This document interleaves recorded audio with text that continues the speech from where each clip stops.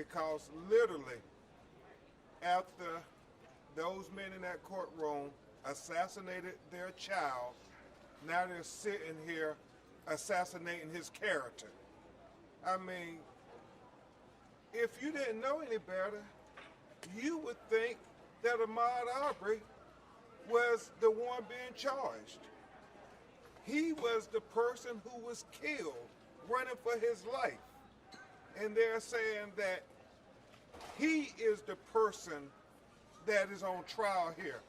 Let it be clear. The people on trial are the McMichaels, the father and son, and Roddy Bryan. But this isn't anything new to us. We know about 10 years ago with Trayvon Martin, they assassinated his character after they assassinated him. It's the playbook. And so you all know what you saw in that video. It speaks for itself. You can see the truth with your own eyes.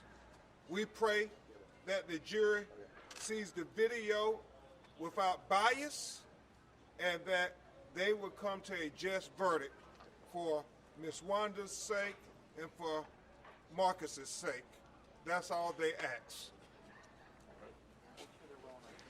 I want to say one more thing before we go. There has been a community here designed to provide support for justice, but particularly as the defense attorneys have seemed to focus their attention on the gallery and on Miss Cooper Jones and Mr. Arbery. There's been a community of supporters here praying, supporting, offering words of encouragement, water. We appreciate those people. As we come near the end of the trial, those demonstrations have become somewhat more bombastic with props and marches and other things. We just ask the community of supporters as we near the end of the trial to try to do whatever you can to avoid interfering with the actual trial taking place inside of the courtroom. We appreciate the support. The community's presence here has been a great encouragement to the family, but we cannot allow anything to disrupt justice in this case. We'll take a question or two and then we'll Is there anything in particular today that really impacted you hearing from the defense? What will you share? When I heard prosecutor, the host, she described Ahmaud as his long legs and his dirty, long toenails. That was just beyond rude.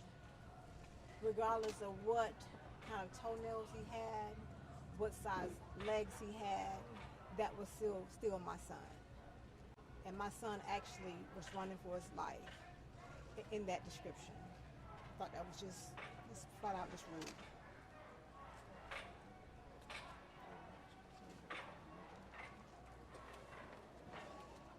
Yeah, the way, it's just rough. The way they just try to characterize him like he was a victim. Talking about how he didn't grow up in no poor family. He didn't grow up with nothing. So the way they try to characterize his name and try to make him look like that victim, it's just really hurting to his mom and me. Because we already know how he growed up. He growed up with everything he needed. So she can go on with that. We already know what she's doing. They got no defense ground. So she trying anything. They desperate. So we already know that. So all we want is justice. Justice for Ahmaud. And we're gonna try to keep this thing non-violent because that's what they want. We can't get on their level. We want justice. We want to get justice the honest way. All right. God bless. You know, just briefly, Attorney Merritt and Attorney Robinson and us, it was just very fascinating. We heard them try to justify the unjustifiable act. You would think Ahmaud was the only one who went and visited that home. They had dozens of other people who visited that home. Nobody chased them. Nobody said that they burglarized the home. Why is that? Because Ahmaud was black? Is that the justification that they say he burglarized the home? He went and observed just like all the other people. But yet, they said it was a crime that Ahmaud committed, and that this was justified to kill him. And that's the suggestion. That's the reasoning.